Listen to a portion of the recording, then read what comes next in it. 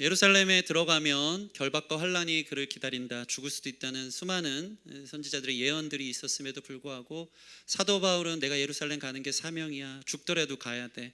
거기에 나와 같은 처지에 있는 나의 동족 유대인들, 나도 한때는 눈이 멀어서 예수님 믿는 사람들, 교회 다니는 사람 핍박하고 다녔는데 예수님이 나 같은 사람 만나주셔서 이렇게 삶을 다르게 인생을 바꿔주셨는데 내가 그 사람들 어떻게 외면할 수 있어? 하면서 예루살렘 성전을 향해, 예루살렘을 향해 이 마지막 결사표를 던지듯이 들어가는 바울의 모습을 우리가 나누었습니다. 지난주 예루살렘에 도착한 바울이 첫 번째 한 것은 무엇이었죠? 결례를 행했다.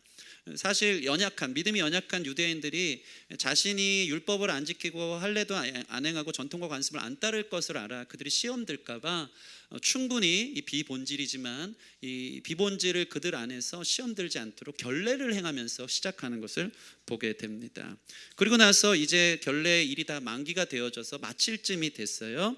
바울이 예루살렘에 도착하고 결례를 행하고 마칠 쯤 어떤 일이 일어납니까? 오늘 본문을 보니까 아시아에서 넘어온 유대인들과 원수는 외나무 다리에서 만난다고 맞닥뜨리는 장면이 벌어집니다. 여러분, 아시아에서 건너왔다면 느낌이 딱 와야 돼요. 바울이 선교할 때 제일 괴롭혔던 사람들이 누구죠? 자신의 동족 유대인들 아니었습니까? 이 사람들 아시아에서 돌 들고 쫓아다녔던 사람들입니다. 건너편 마을에 갔다니까 거기 가서도 돌로 쳐서 죽이고 밖에다 내다 놨던 사람들, 바울을 목에 가시처럼 여겼던 사람입니다. 근데 이들 입장에서 놀랬을 것 같아요. 여러분, 지금 오순절에 바울이 맞춰서 오니까 저기 디아스포라 유대인들, 흩어져 있던 사람들이 절기 지키려고 예루살렘 성전 왔는데, 아니 그 오순절 절기에 누가 지금 성전에 있습니까? 바울이 딱 있는 겁니다. 너무 놀랍니다. 네가 거기 왜 있어? 하는 겁니다. 이제는 예루살렘 성전까지 들어와 가지고 우리를 괴롭히려 하고 여기를 아주 쑥대밭으로 만들어 놓으려는구나 하면서 원수 보듯이 그를 보게 되는 것입니다. 사실 참 재밌어요. 사도 바울이 이거 예상했을 것 같습니다. 결례를 행하는 게 믿음이 약한 유대인 개종자들, 기독교인들을 맞추기 위해서 성전에 들어가서 결례를 행할 때 당연히 자기를 싫어할, 자기를 죽일 수도 있을 유대인들을 만날 거라고 그는 생각했을 것입니다. 그의 많은 사역의 계획들이 있었음에도 불구하고 그러나 그는 하나님께 모든 걸 맡겨드리고 결례를 행하여 갔고, 생각보다 이른 시간에 유대인들을 만났고 유대인들이 돌을 들고 그를 죽이려고 쫓아오는 장면이 오늘 본문 가운데 드러나기 시작합니다. 여러분, 오늘 본문 보세요. 유대인들이 얼마나 난리를 치는지 모릅니다. 바울을요 너무 싫어합니다. 왜 그랬을까요? 그러니까 옛날에 선교할 때도 아시아 지역 갈 때도 바울은요 제일 먼저 어디에 가서 선교를 했죠? 회당에 갔단 말이죠. 유대인들이 모이는 회당에 가서 어떻게 보면 그들 입장에서는 우리의 모든 가치와 종교의 어떤 철학들을 다 헤집고 다닌 사람이 바울 아닙니까? 이상한 도를 전해서 회당에 있는 유대인들을 교회로 끌어내간 사람이 바울 아닙니까? 아브라함의 할례와 모세의 율법을 지키지 않아도 구원받는다고 얘기했던 바울이 없애야만 하는 사람이었던 것입니다. 그래서 오늘 보면 바울이 이제는 예루살렘 중심까지 와서 있는 걸 보면 그들의 눈이 뒤집혀져요. 20절 28절 말씀 보실까요? 27, 28절 같이 한번 읽겠습니다. 시작. 그 이래가 거의 참에 아시아로부터 온 유대인들이 성전에서 바울을 보고 모든 무리를 충동하여 그를 붙들고 외치되 이스라엘 사람들아 도우라. 이 사람은 각지에서 우리 백성과 율법과 이곳을 비방하여 모든 사람을 가르치는 그 자인데 또 헬라인을 데리고 성전에 들어가서 이 거룩한 곳을 더럽혔다 하니. 뭐라고 말합니까? 옆에 있는 막 그 이스라엘 사람들 다 선동해요. 엄청난 소동을 일으킵니다. 무리를 충동해서 저 사람 붙잡아야 된다고, 저 사람 이단하라고, 나쁜 사람이라고, 성전을 더럽게 하는 사람이라고, 사람들아 와서 우리를 도우라. 이 사람은 우리를 비방한 사람이다. 심지어는 그 옆에 헬라인, 이방인이 지금 예루살렘 성전으로 들어가게끔 한 것을 볼 수 있다. 그는 거룩한 것을 더럽힌 자다라고 이야기하고 있습니다. 사실은 29절 보면 그 이방인이 에베소 사람 드로비모라고 나옵니다. 실제로 이 에베소 출신 에베소 교회의 리더였던 드로비모는 예수님을 만나고 에베소 교회의 중직이 됩니다. 사실은 바울과 함께 요 먼 수백 킬로를 달려와서 예루살렘 성전에 와서 예루살렘 교회에 연보하기 위한 일행이었어요. 근데 여기서 보면요, 이 사람들이 하나의 빌미를 그냥 잡고 있는 거예요. 29절 볼까요? 이는 그들이 전에 에베소 사람 드로비모가 바울과 함께 시내에 있는 것만 봤는데 바울이 그를 성전에 데리고 들어간 줄로 생각함이러라. 억울하게 부당하게 사실 바울이 눈치가 없겠습니까? 당시의 성전에는요, 성전 내뜰과 외뜰, 이방인의 뜰이 있었어요. 근데 지금 뭐라고 얘기하냐면, 여기서 얘기하는 성전을 더럽혔다는 것은 이방인 됐고 아무도 들어갈 수 없었던, 유대인만 들어갈 수 있었던 성전의 내전으로, 내뜰로 데리고 들어가서 성전을 더럽혔다 라고 하면서 빌미를 제공하고 어떤 억측을 주장하면서 사도 바울을 잡으라고 무리를 충동하고 있는 것을 보게 됩니다. 여러분, 사도 바울은 드로비모를 성전 안뜰까지 들어가게 한 적이 없던 것입니다. 그냥 빌미 하나 만들고 꼴보기 싫은 바울을 처단하고 싶었던 것입니다. 오늘 본문을 보면 매우 격정적입니다.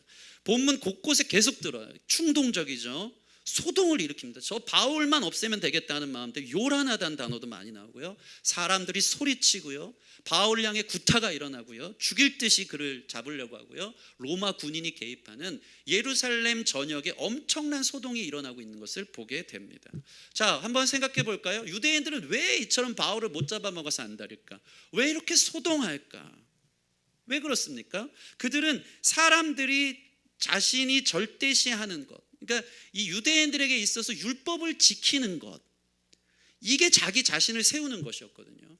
율법을 지키는 게 그들에게는 우상이었습니다.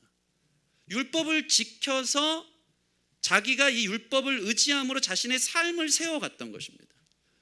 자신을 이루었던 것, 자신이 의지했던 것, 자신이 세워온 탑, 이것들만 의지함을 통해서 자기가 인기도 얻었고요, 물질도 얻었고요, 부와 권력을 얻었고요, 사람들이 자기를 추대하기 시작합니다. 유대인들 지도자들은 율법 잘 지켜서 그게 자기 삶의 기반이 되었던 것입니다. 율법 잘 지키는 사람들이 날 인정해 주네. 세상에 성공한 사람, 율법 잘 지키는 사람, 그 종교 권력을 갖고 사람들의 칭찬과 명성을 얻어가며 살았던 사람들인데, 바울이 오면 어떻게 합니까? 그거 거짓이야. 율법 지킨 자고 구원받는, 이 사람들은 율법 지켜서 영적 구원은 모르겠지만 세상에서 구원받았다 생각하는 사람이거든요. 근데 사도 바울은 그게 진짜 구원이 아니야. 예수 믿어 구원받는 거지 율법 지킨다고 구원받는 게 아니라니까. 자기들의 삶을, 자기들이 그동안 세워왔던 기반을 다 흔들어 버리는 거예요, 이 복음이. 이게 너무 싫은 거예요. 내가 지금까지 살아온 배경이 이것인데 이것 위에 열심히 바리새파 사람으로 율법 다 지키면서 너무나도 힘들게 이 자리를 고수해서 지금까지 성공한 인생을 종교적으로 살아왔는데, 바알만 오면은 이것들을 다 헤집어 놓는다는 생각을 하니까 바울이 너무 싫어서 그것들을 보면서 소동하고 있는 사도 바울의, 유대인들의 모습을 보게 됩니다. 여러분, 유대인들에게 우상은요, 이 율법을 지키는 삶이었습니다. 참 교묘합니다. 재밌습니다. 율법을 지키는 게 누구를 위해서 지키는 겁니까? 원래는 하나님을 위해서 지킨다고 하지만 그 이면에는, 그 내면에는 자기를 위해서 지킨 거예요. 그러니까 하나님 섬긴다고 하면서 자기 섬기러 온 거예요. 이 유대인들의 우상이 하나님을 섬기는 것 같은데 다른 것 섬기는 거예요. 자기 자신의 성공, 자기 자신의 야망, 자기 자신의 높은 자리, 그게 자기를 만들고 자기 구원을 이룬다고 생각했던, 하나님 섬기는 척하면서 가증하게 자기 자신의 욕망을 섬겼던 사람들인 겁니다. 쉽게 말해서 이 사람들은요, 율법으로 밥 벌어먹고 살았고, 율법을 지키며 인기를 얻었고, 율법을 지키며 인정받았고, 율법을 지키며 삶의 안정감을 누렸고, 율법을 지키며 명예와 부와 권력을 얻었다. 율법이 곧 자기 삶이다, 자기 인생의 탑이다. 하나님을 섬기는 것을 빙자하여서 율법이 하나님의 자리를 꿰차고 있었던 사람들인 것입니다. 근데 바울은 아까 이야기한 것처럼 어떤 사람이니까, 바울이 율법을 지키는 것은 구원이 없다고 외쳤어요. 구원은 예수 믿어 얻을 수 있다고 한 것입니다. 심지어는 이 말을 회당에서 전할 때 수많은 유대인들이 개종하면서 복음 앞으로, 진리 앞으로 엎드려지는 것을 보니까 시기하고 질투하기 시작합니다. 바울이 세력을 얻는 것 때문에 자기들이 이 목숨줄이 끊길 것 같다는 생각들이 있으니까 오늘 본문 보면 계속 소동하고 요동하고 난리법석을 떨고 있는 것을 보게 됩니다. 여러분, 우리는 어떻습니까? 우리는요, 이 유대인들처럼 자신의 우상이 흔들리는 그 상태를 잘 버티지를 못합니다. 하나님 외에 다른 것들을 의지했던 것, 다른 절대적인 것들을 누군가 흔들어 놓잖아요. 결국 여러분 인생에 하나님 외에 다른 것들을 의지하고 그게 절대시된 것은 반드시 흔들리게 되어 있습니다. 근데 그때 우리는 어떡합니까? 이거 없으면 나 죽어. 소란이 일어납니다. 요동이 일어납니다. 내가 그동안 이거 하나 바라보고 왔는데, 그 절대 소망을 갖고 왔는데 그게 안 되잖아요. 그게 무너지는 순간 완전한 절방을 겪으면서 난리 법석을 떠는 거예요. 복음이 우리가 가졌던 우상에 대해서 직격탄을 날리면서 너 그게 널 구원하는 거 아니야, 그 높은 탑에서 내려와 라고 할 때 우리는 소동을 일으킵니다. 그래도 이거 없으면 안 되는데, 나 이거 하나 갖고 내 인생 살아왔는데. 우리 안에 이 내면의 소동과 요란함과 충동은 유대인들과 같은 똑같은 다른 모습의 우상을 통해 일어나는 것을 보게 됩니다. 사람들은요, 여러분이 하나님의 다른 것을 기반에 두고 쌓아온 것들이 흔들릴 때 누구나 요동하고 소동할 수 있다. 그렇지 않겠습니까? 자존심 하나 버티고 사는 사람 누가 건드려 놓으면 어떻습니까? 내가 누군데 큰 소리 칩니다. 못 버팁니다. 소동 핍니다. 자기 자신의 옳고 그름에 대해서, 자기 자신이 세운 방식에 대해서 내가 이거 하나 갖고 지금까지 살았는데 그걸 건드려 놓잖아요. 가만히 있을 사람이 아무도 없는 것입니다. 제가 가만 보니까 사도 바울이 선교하면서 볼 때 이방인들에게 있어서 주로 우상이 뭐였죠? 이방인들에게는 물질이더라고요. 물질. 사도 바울이 이방에서 선교할 때 어떤 일로 소동이 많이 일어나고 그 도시가 전체가 흔들립니까? 한 번은 이런 적이 있어요. 아데미의 우상을 만들어서 수많은 돈을 벌었던 은장색 데메드리오 사건을 아실 것입니다. 예수 믿으면서 사람들이 이 우상을 갖다 버리고 이 아데미 여신의 신상을 안 사니까 수익이 끊기는 거예요. 그럼 어떡합니까?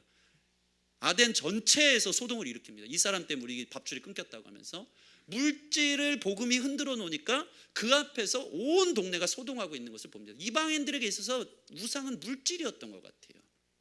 한 번은 이런 적이 있었죠. 빌립보에 이르렀을 때 점치던 귀신 들린 한 여인이 있었어요. 그를 끌고 다니던 주인들이 있었죠. 근데 바울이 어느 날 이 귀신 들린 사람을 고칩니다. 성경에 뭐라고 나와 있냐면 정확하게 이 주인들이 수익의 소망이 끊어졌다. 귀신으로 점쳐먹고 그렇게 해서 자기들이 부를 누렸는데 바울이 귀신을 내쫓으니까 수익이 더 이상 없어진 거예요. 그러니까 어떻게 합니까? 장터 앞에서 성을 요란하게 하여 고소했던 이 여종의 주인들이 나옵니다. 이방인들은요, 자기 안에 한 가지 유일하게 의지했던 것, 이 물질적인 것, 이 돈, 이거 흔들어 놓잖아요. 그럼 엄청 요동합니다. 그게 나의 삶의 기반이, 그거 없으면 못 사는데 뭐라 그러는 거야 하는 겁니다. 물질이 우상이었던 것입니다. 유대인들은 뭘까요? 유대인들은요, 자기의 자존심, 평판, 인기, 명예가 그들의 우상입니다. 자신들이 추구하는 사상과 종교 지식들을 갖고 지금까지 쌓아왔는데 그게 전부인데 복음이 이걸 흔들어 놓으니까 오늘 이처럼 소동이 일어나는 것입니다. 사람들은 하나님이 아닌 자신이 섬기는 우상들이 흔들리면 소동하고 야단법석을 치는 것 같습니다. 자기 체면이 우상이고 자기 이미지가 우상이고 자기 세력이 우상이고 하나님을 섬긴다는 성전에서 그러고 있었던 것입니다. 교회 안에서도요, 이런 일들이 참 많이 있는 것 같습니다.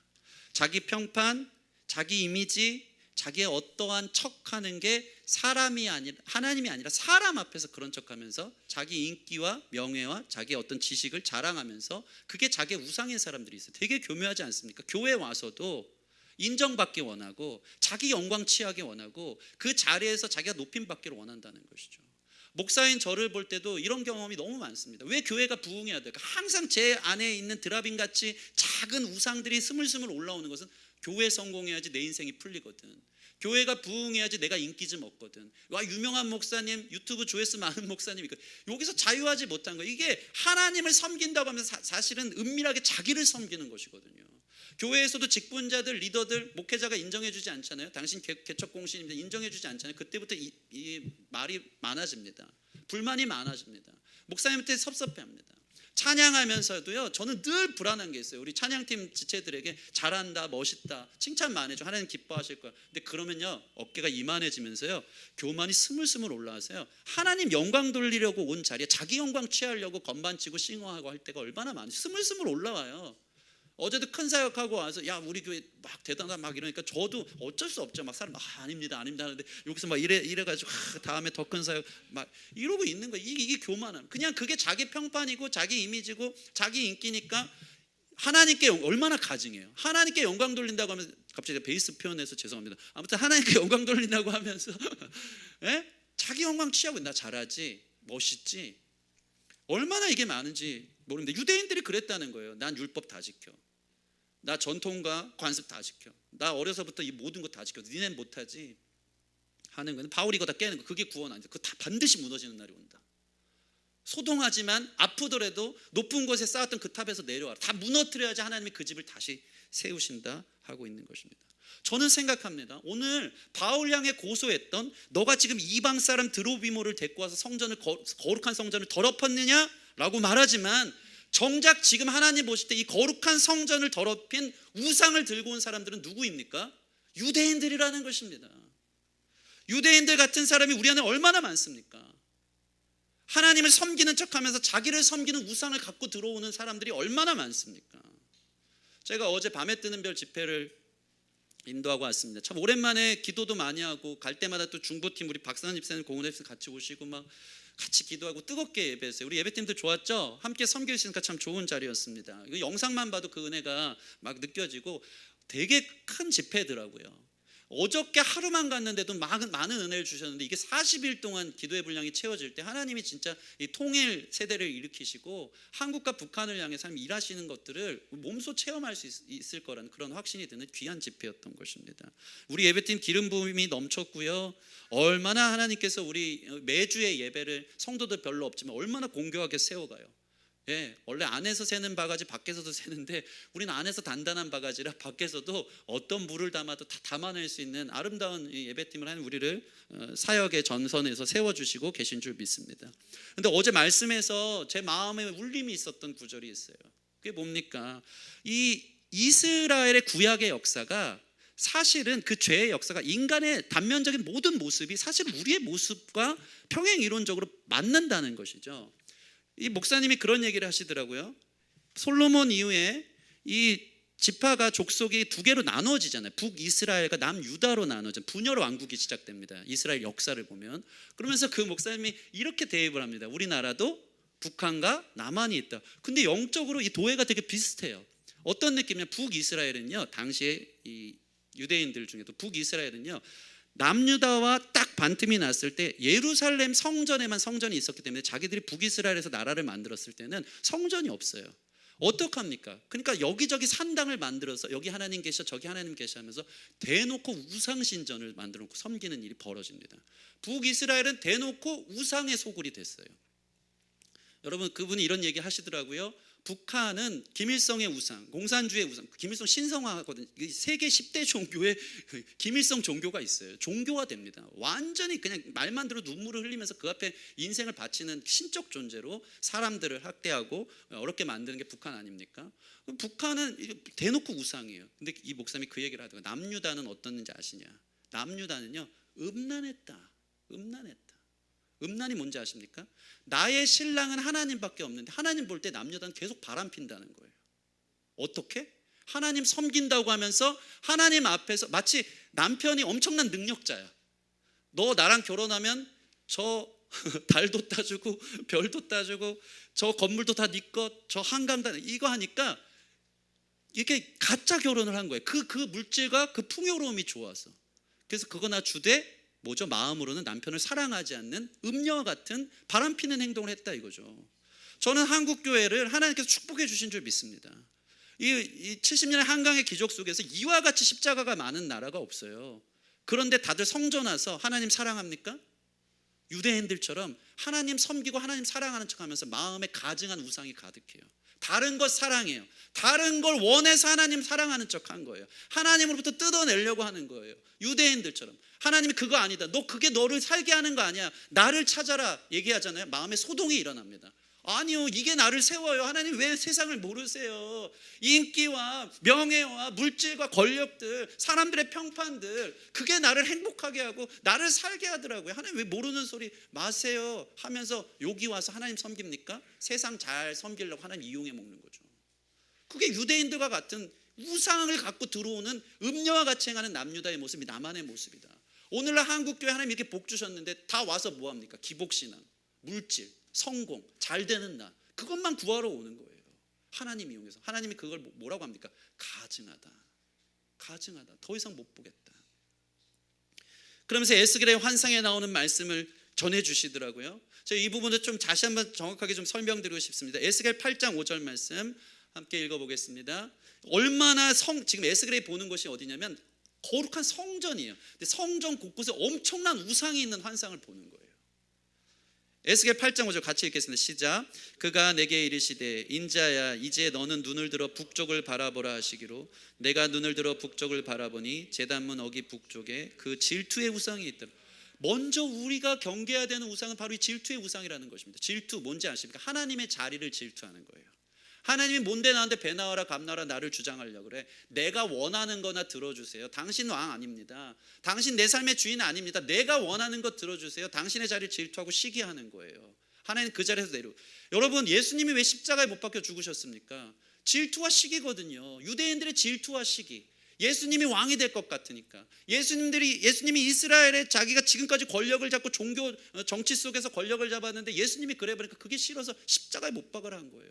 우리 안에 하나님의 자리를 꿰차고 앉으려고 하는, 하나님은 제 종이나 되어주시고 제 심부름꾼이나 되어주시고요 램프의 진이나 되어주세요 하면서 질투의 우상이 시작돼요. 북문 옥에 들어갈 때 이 우상들이 깨어지길 바랍니다. 주님을 사랑하기를 바랍니다. 그런데 어떤 환상이 벌어집니까? 에스겔 8장 10절 11절 같이 읽겠습니다. 시작. 내가 들어가 보니 각양 곤충과 가증한 짐승과 이스라엘 족속의 모든 우상을 그 사방벽에 그렸고 이스라엘 족속의 장로 중 70명이 그 앞에 섰으며 사반의 아들 야사냐도 그 가운데 섰고 각기 손에 향로를 들었는데 향연이 구름같이 오르더라. 자 보세요. 여러분 지금 예배하는 중이거든요. 이스라엘 장로 70명 완전수 이 70명이 예배하는데요. 거기 뭐가 가득해요? 예배하러 왔는데 예배한다고 하면서 각양 곤충과 가증한 짐승과 이스라엘 족속의 모든 우상이 사방벽에 다 있대요. 뭐 한 거예요? 예배한다고 하면서 우상 섬긴 거예요. 교회에 와서 우상 섬긴 거예요. 대놓고 하나님 섬긴다고 하면서 다른 거 사랑한 거예요. 하나님 절대시한다고 하면서 다른 게 절대시. 그거 절대 소망이고 그게 돼야죠. 그것 때문에 나 왔어요. 그게 얼마나 가증해요. 그게 남유다의 죄인 거예요. 그러면서 별의별 우상들이 다 있어요. 다음 본문들은 제가 한번 띄워주시면 같이 한번 읽어봅시다. 에스겔 8장 13, 16절 8장 10 시작. 또 내게 이르시되 너는 다시 그들이 행하는 바 다른 큰 가증한 일을 보리라 하시더라. 그가 또 나를 데리고 여호와의 전으로 들어가는 북문에 이르시기로 보라 거기에 여인들이 앉아 단무스를 위하여 애곡하더라. 그가 또 내게 이르시되 인자야 내가 그것을 보았느냐 너는 또 이보다 더 큰 가증한 일을 보리라 하시더라. 그가 또 나를 데리고 여호와의 성전 안뜰에 들어가시니라. 보라 여호와의 성전문 곧 현관과 제단 사이에 약 25명이 여호와의 성전을 등지고 낯을 동쪽으로 향하여 동쪽 태양에 예배하더라. 얼마나 이중적이에요. 자 보세요. 예배하러 와놓고서 여인들이 우는데 단무스를 위해 예배하고 애곡해요. 단무스는 물질의 신이거든요. 풍요의 신이거든요. 예배하러 왔다고 성전 안뜰에 와놓고서 동쪽 태양에 예배해요. 자신들의 빛, 자신들을 세우는 것, 태양의 영광. 하나님 예배하러 왔고 그 중심에는 다른 것 예배하러 왔다. 유대인들과 같은 이 우상. 이것들이 우리 안에 얼마나 많이 있습니까? 그래서 하나님은요 이 표현을 보면 계속 이스라엘에게 가증하대요. 여러분 우리 마음을 하나님이 다 까발려 보신다고 생각해 보세요. 마음에 뭐가 있어요? 얼마나 부끄러워요. 여러분 정말 하나님 사랑해서 이 자리에 왔습니까? 하나님이 전부여서 하나님만 의지하기 때문에 이 자리에 왔습니까? 여러분 우리가 하나님 보실 때 순전한 예배자들 되기를 원합니다. 깨끗한 예배자들. 하나님 당신만을 의지합니다. 주님밖에 없습니다. 다른 것을 예배하지 않습니다. 당신만이 절대 소망입니다. 이러한 진짜 예배자들이 될 수 있는 우리 기쁨의 교회 성도들 되어주기를 주님의 이름으로 축원합니다. 무엇을 하기 위해 이 성전에 왔는지. 복음이 통과되지 않은 사람들은요 그래서 되게 웃겨요. 자 마귀는요 항상 복음과 율법 지키는 거의 순서를 역행하게 만들어요. 무슨 소리냐? 예수님 잘 믿잖아요. 믿기 시작하고 구원받았어요. 성령 체험해요. 그럼 어떻게 됩니까? 율법을 기쁨으로 지켜요. 예수님 사랑하니까 주일 와서 은혜 받아야 되고 기도 없이 살 수 없고 금식 기도라도 하고 큐티 안 하면 살 수 없고 헌금 따박따박 하나님 앞에 드리면서 감사로 드리는 은혜가 먼저 선행된 사람은요 그래서 율법을 지키는 하나님의 사랑으로 나타나는 거예요. 마귀는 이거 바꿔버려요. 성령 체험도 안 한 사람, 구원의 확신도 없어, 믿지도 않아. 근데 율법만 지켜. 그럼 딱 두 가지 반응이 나옵니다. 첫 번째는 은혜 없이 종교적 의무가 남은 사람은요 그렇게 하나님에 대해서 불만이 많아. 하나님 사랑해서 주일 성수하고 하나님 사랑해서 찬양팀 섬기고 하나님 사랑해서 주일 봉사하고 나의 물질과 삶을 드렸어야 되는데 그게 딱 결여되고 의무만 남은 거예요. 그런 사람 어떤지 아십니까? 아 힘들어 죽겠는데 왜 자꾸 예배 나오라 그래. 힘들어 죽겠는데 왜 자꾸 섬기라 그래? 예수 믿는 게 너무 힘든 고행이에요. 왜 이렇게 예수 믿는 게 목사님 힘들어요? 바빠 죽겠는데 기도를 그렇게 의무화하네요. 너무 힘들어요. 이렇게까지 했는데 하나님 응답 안 해주시네요. 은혜가 없는 사람은요, 율법 때문에 기독교 신앙이 너무 힘들어요. 이 신앙이 얕은 사람들 어떤 생각합니까? 하나님의 성령 충만과 은혜가 그 사람을 깨닫지 못하면 어떻게 합니까? 야, 교회 가면 담배도 피지 말고 술도 마시지 말고 뭘 그렇게 하지 말라는 게 많아. 다 제약으로, 전통과 관습이 너무나도 자기를 올가매는 걸로, 하나님 억압하고 착취하는 분으로 오해한다는 것입니다. 여러분이 이 순서를 역행하지 않길 바랍니다. 하나님 사랑해서 율법과 의무를 다할 수 있는 저와 여러분 되었으면 좋겠습니다. 안 그런 사람은요, 이 성령 체험을 안 했기 때문에 기쁘지가 않아. 그렇지만 다 그렇게 하더라. 바늘로 허벅지 찔러가면서 지켜야. 한들 됩니까? 계속 은밀한 자기 혐오, 난 안 되는데 다른 데서 호박씨 까고 있는 거예요. 다른 데서 새롭게 즐기면서 사람들 앞에서 나 거룩한 척 주일 잘 지키니까 하는 거예요. 가증한 사람 되는 거예요. 여러분, 주님의 사랑, 구원의 확신, 그 은혜로 완전히 주님의 날개 아래 거할 수 있는 저와 여러분 되어지기를 바랍니다. 두 번째 반응은 뭔지 아십니까? 유대인 같은 사람이에요. 대단한 사람들이죠. 그들도 은혜는 없었어요. 구원의 확신은 없었어요. 근데 율법 지키면서 자기 입지를 다진 거예요. 힘들지만 그걸 해냈어요. 대단한 사람들이죠. 힘들지만 율법 다 지켰어요. 그럼 뭐가 남습니까? 야, 나는 말씀을 이렇게 잘 지켜. 자기가 그 위에 쓰는 거예요. 나는 이렇게 윤리적이고 도덕적이야. 나는 다 통과했어. 하루에도 1시간 이상 기도해. 나는 성경을 너는 몇 독했냐? 나는 수십 독 수백 독 했어. 그게 자기 자랑이 되는 거예요. 은혜 없이 율법 때문에 힘들어하는, 무거운 짐을 지고 신앙생활을 하는 사람이 있고요, 은혜 없이 율법을 통해 자기 자랑, 자기 교만, 유대인처럼 살아가는 사람이 있어요. 우리는 어떤 사람입니까? 우리 안에 이 순서를 바로잡는 저와 여러분 됐으면 좋겠습니다. 주님만 생각하면 눈물이 나고, 주님 나를 위해 생명 주셨기 때문에 그 구원의 가치가 너무 커서 나의 짧은 시간과 공간 속에서, 이 인생 속에서 하나님께 더 드리지 못해가지고 내 삶을 완전히 복음 위에 던질 수 있는 그러한 은혜를 통과해서 율법을 지켜내는 저와 여러분 됐으면 좋겠어요. 안 그러면 오래 못 가요. 우리 청년들 오래 못 갑니다. 해야지. 어려서부터 그렇게 배웠으니까. 안 되잖아요. 싫잖아요. 가짜잖아요. 진짜 사랑해서 와야지 기쁜 거 아닙니까? 그거 아니고 마귀는 그래도 해. 그래야지 복 주셔. 복 안 받아요. 그러면 어떻게 합니까? 원망하고 떠납니다. 오래 못 가요. 제가 아는 신학생들도요, 예수님 만났고 신학한다고 안 왔고서도 3분의 2가 세상 사람 돼요. 제가 그걸 너무 많이 봅니다. 청년 때 주여 내 삶을 드립니다 이래도요, 진짜 예수님 통과하고 예수님 은혜, 성령 체험하지 않잖아요. 20년 30년 그 끝이 보이는 거예요. 사실은 그게 힘들어서 나가 떨어지더라고요. 아니면 알량한 신앙과 종교적 전통만 남은 거예요. 교회에서 한 직분 주니까 사실은 하나님 사랑하지도 않으면서 그래도 나 장로니까, 그래도 나 권사니까, 사람들이 나 보면 인정해 주네, 교회에서 힘이 있네, 그거 좋아가지고 그냥 그것 때문에 살아가지 하나님 사랑하는 사람은 아닌 것을 보게 됩니다. 여러분, 성전 나와서 왜 예배합니까? 유대인과 같은 우상에 빠져서 다른 우상 찾으려고 하나님 사랑하지도 않으면서 그런 척함으로 앉아있는, 사람 의식하면서 살아가는 성도들 되지 않기를 바랍니다.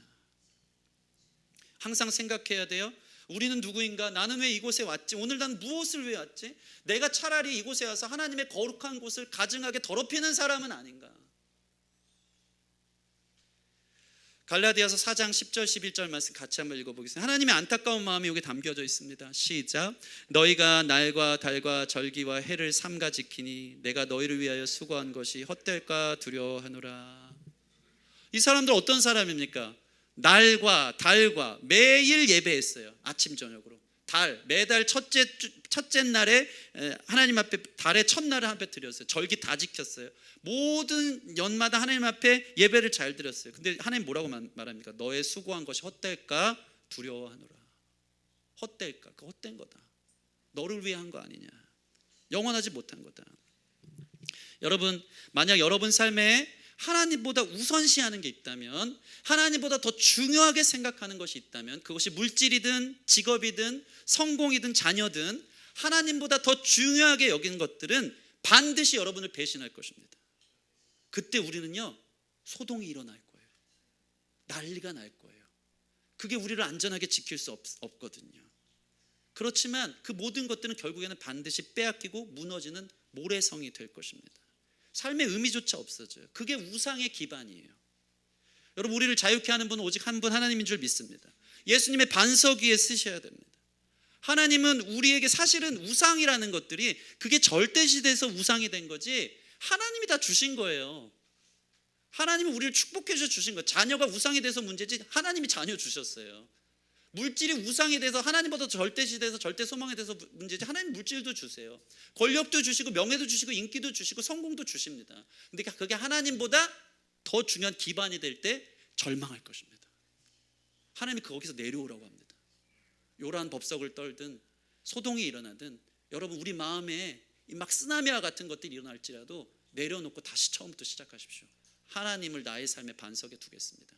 그런 사람은요 결코 무너지지 않습니다. 안전합니다. 하나님이 그래서 말씀하는 거예요. 내가 너에게 준 것을 사랑하지 말라는 게 아니라 나를 최우선에 두기를 원한다는 것입니다. 여러분 하나님을 최우선에 두십시오. 그리고 하나님이 주신 모든 것을 축복으로 여기고 절대시하지 말고 그것들을 하나님 안에서 누릴 수 있는 저와 여러분 되어지기를 바랍니다. 오늘 한 사람 사도 바울을 함께 한번 조명해 봤으면 좋겠습니다. 자 보세요. 복음이 그를 걸림돌이 되고 난리법석을 떠는 이 소돔과는 전혀 다른 한 사람이 등장해요. 그 사람 누굽니까? 고요하게 잠잠하게 묵묵하게 자신의 길을 걷고 있는 사도 바울입니다. 그의 안정감은 어디 있을까요? 사람들이 그를 돌로 들여 치려고 하고 실제로 구타를 합니다. 죽이려고 합니다. 바울도 자존심이 우상이었다면 옛날 같았으면 성격 나왔겠죠. 부당하고 억울한 일 앞에 대항하고 싶었겠죠. 심지어 생명의 위협이 오는 상황에서도 그것을 맞대어 대응하지 않고 그는 어떻게 이렇게 흔들리지 않고 침착하게 그 모든 것들을 고요하게 걸어갈 수 있을까? 그 이유는 뭡니까? 그 삶의 기반이 하나님이었기 때문입니다. 하나님이 지금 나의 상황을 아신다. 하나님 지금 나와 함께하고 계신다. 하나님은 내 편이다. 하나님은 날 위한다. 내가 지금 하나님 뜻 안에 있기 때문에 세상이 그를 흔들어 놔도 묵묵하게 조용하게 자신이 하나님의 뜻 안에 있음이 진리임을 알고 그냥 걸어가는 게 진짜 내공 있고 힘 있는 사람 아니겠습니까? 여러분 하나님을 기반으로 해서 세상 풍파가 와도 요동하지 않는 깊은 심해와 같이 흔들리지 않는 저와 여러분 되어지기를 바랍니다. 여러분 보세요. 오늘 본문 보면 하나님이라는 단어가 등장하지는 않지만 그는 믿었어요. 하나님 내가 이렇게 고통을 당하고 힘든 일을 당하고 억울한 일을 당하지만 나와 주님이 동행하는 줄 믿습니다. 그 믿음이 그를 흔들리지 않고 자기 목소리가 커지고 막 난리치지 않습니다. 유유히 갑니다. 그냥 갑니다. 그때 하나님이 어떤 일을 벌이십니까? 하나님은 등장하지 않지만 갑자기 로마의 천부장의 손에 그를 결박하여서 그가 죽음을 면하도록 하나님이 그를 건져내시는 것을 봅니다. 갑자기 예루살렘 성전 전체가 떠들썩하니까 로마 천부장까지 하나님이 그를 보내셔가지고 그를 보호하게 하는 것입니다. 31절 32절 같이 읽겠습니다. 시작. 그들이 그를 죽이려 할 때에 온 예루살렘이 요란하다는 소문이 군대의 천부장에게 들리매 그가 급히 군인들과 백부장들을 거느리고 달려 내려가니 그들이 천부장과 군인들을 보고 바울치기를 그치는지라. 이거 누가 손 쓴 거예요? 하나님이 손 쓴 거예요. 천부장이라 하면 엄청난 공직자고 높은 장군입니다. 부하가 1000명이나 있는 그 백부장들까지 다 불러가지고 그 바울 하나 갑자기 하나님의 손으로 보호하려고 천부장 들어가지고 로마 군대가 움직여서 이 작은 이 쿠데타를 일으키는 것 같은 그들을 이렇게 제재하고 그들을 안전하게 만류하고 있는 것을 보게 되는 것이죠. 여러분 이것이 바로 바울이 알고 있었던 하나님의 손길과 개입하심인 것입니다. 바울은요 하나님과 늘 대화하고 동행했기 때문에 흔들리지 않고요. 그의 삶에 피할 길을 주시고 그를 덮어주시고 안아주시는 하나님의 손길을 느낄 수 있었던 것입니다. 여러분 우리 삶도 하나님과 동행하고 하나님 뜻 안에 있을 때 하나님을 절대시할 때 하나님이 보호하시고 인도해 주시는 줄 믿으시기 바랍니다. 그러면서 바울의 마음의 평정심을 보세요. 39, 40절 같이 읽겠습니다. 39, 40절 시작. 바울이 이르되 나는 유대인이라 소읍이 아닌 길리기아 다소시의 시민이니 청컨대 백성에게 말하기를 허락하라 하니 천부장이 허락하거늘 바울이 층대 위에 서서 백성에게 손짓하여 매우 조용히 한 후에 히브리 말로 말하니라. 아멘. 매우 조용히 한 후에 사도 바울은요 이 난리 소란을 치는 그 사람들 앞에서 계속 마음의 평정심을 유지하고 평안으로 자신을 지키고 그들을 조용히 하고 그들이 알아들을 수 있는 히브리 말로 이제 자신의 간증을 시작하는 것이 다음 주의 내용이 되어집니다. 여러분 사도 바울은 항상 자기 뒤에 계신 하나님을 보았고 유대인들을 또 사랑했어요. 니네들이 이렇게 난리치는 이유를 바울이 알았을까요? 몰랐을까요? 알았던 거죠. 나도 유대인이었거든. 나도 율법 지키면서 그게 전부인 줄 알았거든. 사람들의 인기도 얻었고 높은 자리도 얻었고 이게 인생의 성공이고 기반이 되었거든. 근데 예수님이 나를 만나주셨어. 내가 보니까 나의 과거의 모습이 바로 너희의 모습이야. 그 안타까움이 있어서 부형들아, 형제들아, 내 말을 좀 들어라. 그건 반드시 무너질 거야. 그게 너희를 구원 못해. 예수님밖에 없어. 그 사랑으로 자신의 마음을 고요하고 잠잠하고 요동치 않게 묵묵하게 마치 조용히 쏟아지는 눈이 나뭇가지를 부러뜨리듯이 그 힘으로 끝까지 조용하게 걸어가고 있는 사도 바울의 모습을 보게 되는 것입니다. 여러분, 하나님을 의지하십시오. 하나님이 여러분의 편입니다. 하나님 안에 있을 때 세상이 여러분을 흔들어 놓아도 그 무엇으로도 절망과 흔들림 가운데 거하지 않을 평정심, 평안함이 여러분 가운데 있을 줄 믿습니다. 담대하십시오. 뭐가 잘 안 돼요? 풀리지가 않아요? 혹시 그게 우상이어서 그런 건 아닌가요? 그거 다 걷어가도 하나님은 여러분을 떠나지 않아요. 결국 남는 것은 하나님 한 분밖에 없고 그분과의 사랑과의 관계밖에 없는 줄 믿습니다. 흔들리지 마세요. 하나님이 함께 하십니다. 그게 우리를 고요케 하고 평정심을 갖고 걸어갈 수 있게 합니다. 그게 전부가 아니에요. 하나님 손에 들린 것은 그 무엇이어도 내가 이걸로만 영광 돌려야지, 아니요, 그것도 고집일 수 있어요. 그거 다 걷어가도 하나님 한 분이잖아요. 그러면 하나님 손 안에서 내게 있는 모든 것으로 내 생명까지 바쳐서 영광 돌리는 삶을 살아갈 수 있는 것입니다. 여러분 삶 하나님이 지켜주십니다. 믿으십니까? 하나님이 함께 하십니다. 요동하지 마세요. 흔들리지 마세요. 세상 사람들, 이 유대인들처럼 요란 법석을 떱니다. 내가 갖고 있었던 그 알량한 거 뺏어갈까 봐, 그거 없어질까 봐. 난리죠. 큰일 나죠. 이거면 자기 인생이 죽는 거거든요. 요란 법석 떨 때 그리스도인들은요, 다 가져가도 괜찮아. 나는 주님이 계셔. 그러면서 고요하게 그 길을 걷는 사람입니다. 이 당당한 신앙의 힘이 우리 안에 있기에 여러분 세상이 흔들어 놔도 흔들리지 않는 저와 여러분 되기를 바랍니다. 히브리서 13장 6절 같이 읽겠습니다. 시작. 그러므로 우리가 담대히 말하되 주는 나를 돕는 이시니 내가 무서워하지 아니하겠노라. 사람이 내게 어찌하리요 하노라. 아멘. 따라해 봅시다. 사람이 내게 어찌하리요. 네, 믿으십니까? 이 말씀이 오늘 여러분의 신비에 새겨지기를 바랍니다. 담대하십시오. 주는 나를 돕는 이시니 내가 무서워하지 아니하겠노라. 사람이 나를 어찌하리요. 여러분 하나님 신뢰하세요. 하나님 신뢰하는 건요, 뭔지 아십니까? 하나님을 기다리는 거예요. 하나님께서 일하실 때까지 기도하며 기다리며 자신의 입장에서 최선을 다해 준비하지만 결국 내 힘으로 할 수 없는 그 영역에 있어서는 끝까지 신뢰하며 올려드리는 것. 그럴 때 하나님께서 우리 가운데 도움으로 주는 나를 돕는 이신이 나타내 주실 줄 믿습니다. 말씀을 마치겠습니다. 여러분 사람 앞에서가 아니라 하나님 앞에 서시기를 바랍니다. 우리가 의지하는 것이 세상이 아니라 하나님이기를 원합니다. 오늘 말씀을 듣고 성전에 와도 성전 가득 우상단지를 들고 들어왔던 우리 마음에 가증하고 부정한 것, 투성이었던 것들을 회개하는 저와 여러분 됐으면 좋겠습니다. 하나님이 주신 축복인 건 알지만 그게 절대지대되고 하나님보다 우선순위 됐던 것들을 내려놓는 기도들 하는 귀한 시간 됐으면 좋겠습니다.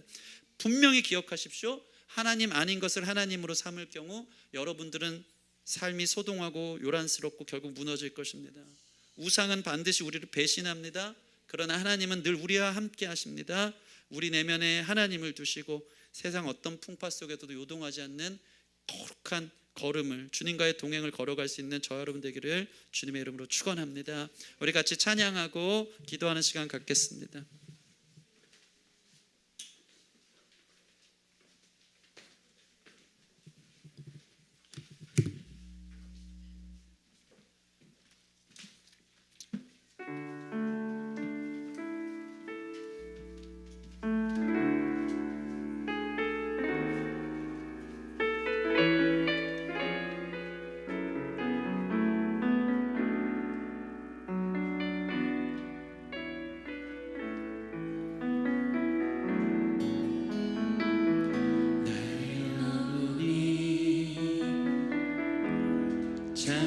잠잠히 하나님만 바라며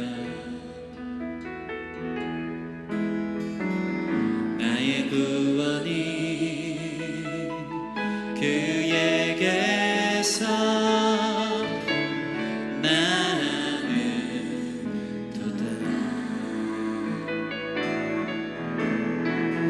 나의 영원한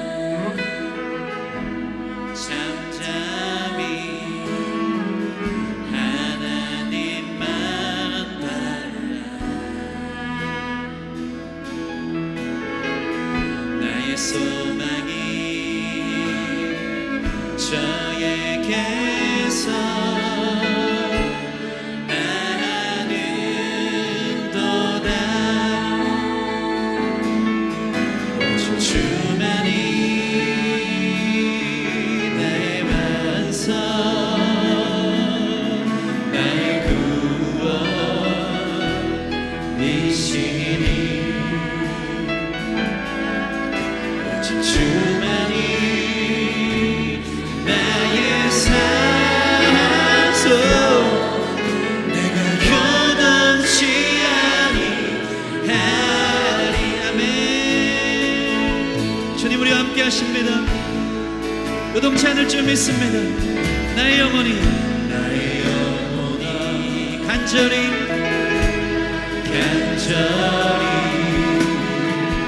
여호와를 갈망하며 모든 상황 속에서 나의 입술이 여호와를 아멘.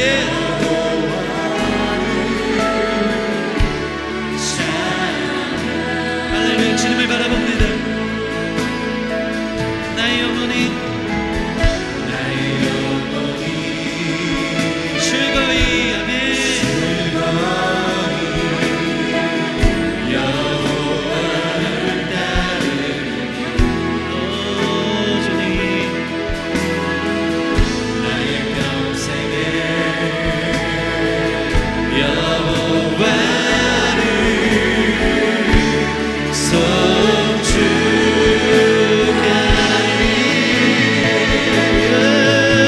오직 주만이 나의 반석 나의 구원 오직 주만이 나의 산성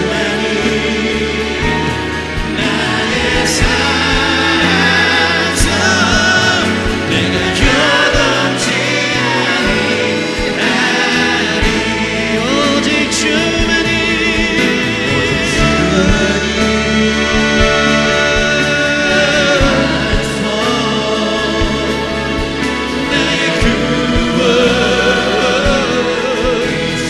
아니하리. 오직 주만이 나의 구원 오직 주만이 나의 산성 내가 요동치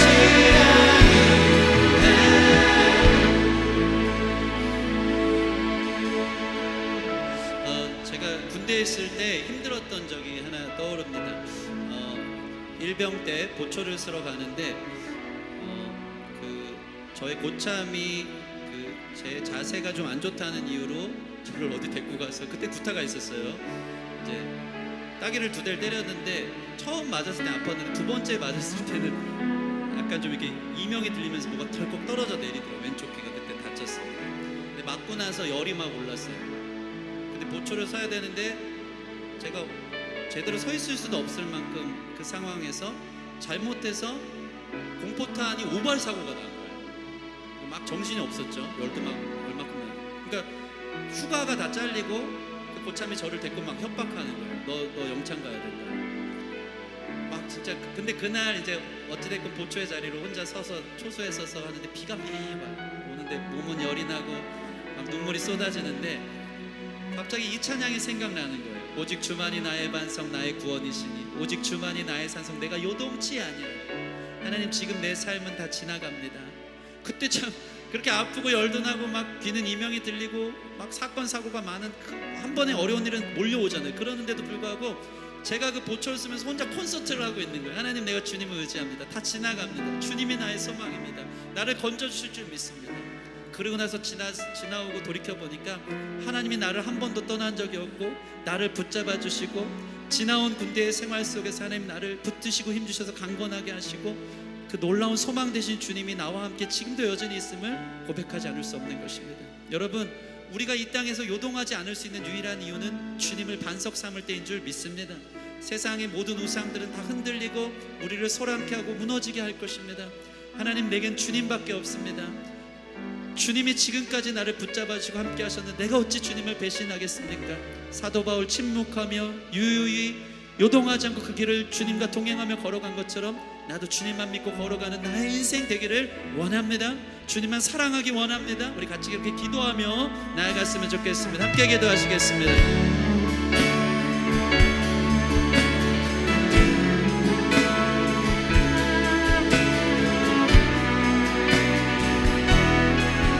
두려워하지 말고 놀라지 말라. 내가 너와 함께합니다. 주님의 의의 오른손으로 우리 성도들이 참 붙잡아 주세요. 두려워하지 않게 해주세요. 지금까지 기적의 걸음을, 무리를 걷는 걸음을 걸어왔습니다. 하나님 나와 함께 하십니다. 나를 살게 하십니다. 나를 붙드십니다. 주님 나를 빚으십니다. 나를 온전케 하십니다. 세상의 그 어떤 것들도 절대적이 되지 않도록 주님만을 예배하는 자들이 될 수 있도록 인도하여 주시기를 원합니다. 그렇게 우리를 붙드셔서 세상의 흔들어도 요동하지 않고 나와 함께 하시는 주님으로 말미암아 잠잠하며 고요하며 주와 함께 날아오르는 우리가 될 수 있도록 인도하여 주시옵소서. 거친 파도 날 향해 와도 주와 함께 날아오르리. 주와 함께 날아오르리. 폭풍 가운데 나의 영혼 잠잠하게 주를 보리라. 거친 파도 날 향해 와도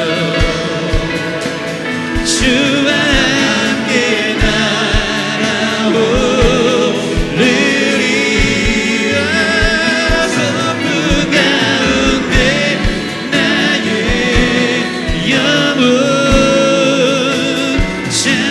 잠잠하게 주를 보리라. 우리 한 번 더 기도했으면 좋겠습니다. 하나님 섬긴다고 하면서 다른 것 사랑하고 섬겼던, 가증했던 우리의 모습들, 음녀라 말하면서 이 남유다의 죄악을 들춰냈을 때 성전 안에 가득한 우리 마음 안에 하나님보다 사랑하고 절대적인 우상들이 얼마나 많은지, 하나님 이용해서 신앙생활하면서 하나님 사랑하는 척하면서 그 안에서 나 자신을 세워가는 우상들이 얼마나 많은지, 하나님을 자리를 질투하며 내가 그 자리에서 하나님을 이용하려는 우리 안에 가득한 우상들이 얼마나 많은지 주님 우리 사랑해서 말씀하십니다. 반드시 그 우상은 너를 배신할 거야. 너는 그 우상을 의지할 때 반드시 무너질 거야. 내가 절대적이어야 돼. 내가 널 사랑해 말씀하십니다. 하나님 그 거룩한 주님의 사랑의 초청 앞에 회개하는 시간 됐으면 좋겠습니다. 의무적으로 보상 심리로 복 받으려고 주일 의무 지키고 율법 지켰던 것, 힘들어 죽겠는데 싫은데 그렇게 하는 척 했었던 것, 그렇게 해서 사람들에게 평판 속에서 내가 괜찮은 사람처럼 보이려고 했던 모든 우상들 이 시간 회개하고 하나님만 사랑하는 거룩하고 깨끗한 내 마음에 성전되게 하여 주시옵소서. 우리 같이 기도하며 나가겠습니다. 함께 기도하겠습니다.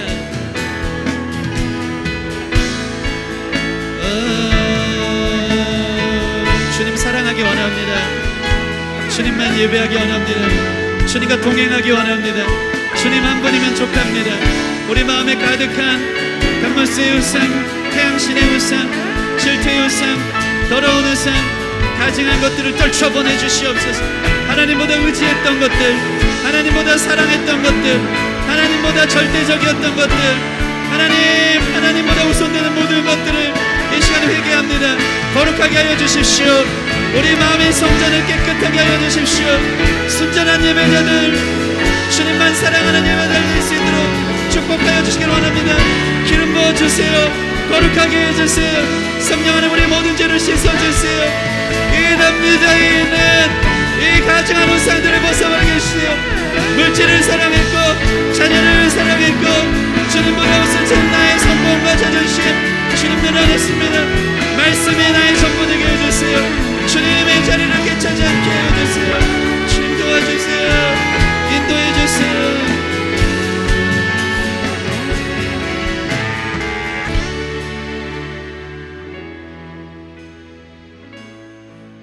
하나님 감사합니다.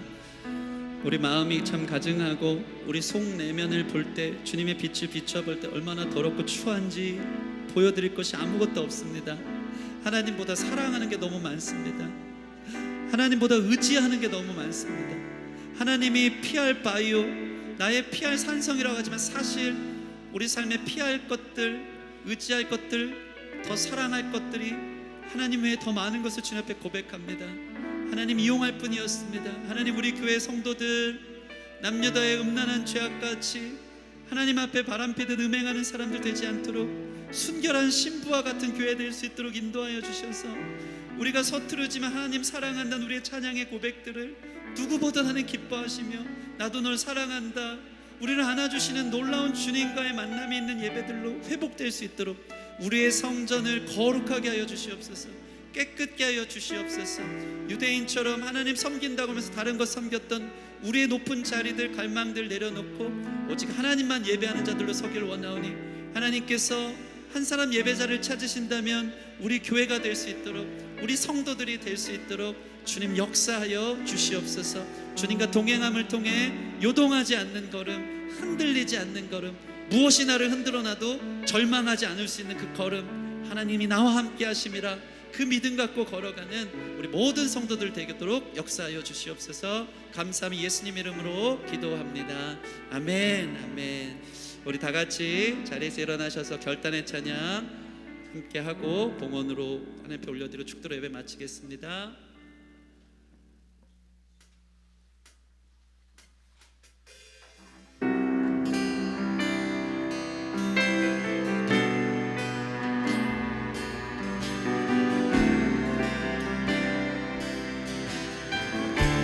아무 자격 없는 나를, 아무 자격 없는 나를 불러주신 주님, 내게 맡겨주신 귀한 부르심, 나를 충성되이 여겨 직분을 주셨네.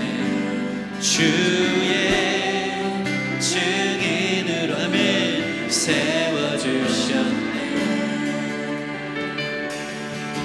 보배로운 예수 그리스도 내 안에 계시니 깨진 증인은 나를 통해 은혜의 빛 밝히시네. 내가 달려갈 길과 주 예수께 받은 사명, 곧 하나님의 은혜에 복음 증거하느니 내 생명조차 조금도 아끼지 않고 내게 주신 길을 걷네.